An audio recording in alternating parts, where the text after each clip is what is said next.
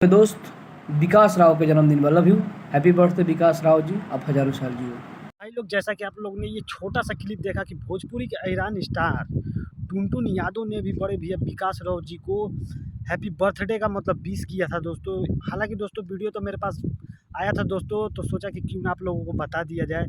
तो भाई लोग आप समझ सकते हैं, जब भोजपुरी का अहिरान स्टार टुनटुन यादव जब कर सकते हैं, उनको विश कर सकते हैं, तो भाई लोग खेसारी लाल या चाहे पवन सिंह चाहे प्रमोद प्रेमी भी एक दिन होगा कि दोस्तों विश करेंगे। तो ऐसे ही प्यार और सपोर्ट बनाए रहिए बड़े भैया विकास राव जी पर, कि एकदम गर्दा मचाते रहे और भोजपुरी में एक अलग ही ब्रांड, एकदम अलग ही पहचान बना ले भाई लोग।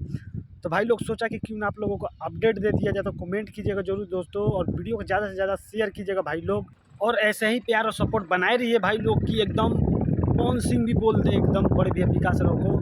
तो भाई लोग बस आज के लिए इतने ही। जय बाबा भीम अम्बेडकर साहब जी, और एकदम गर्दा मचा दीजिए भाई लोग, एकदम हल्का मचा के रखिए भाई लोग।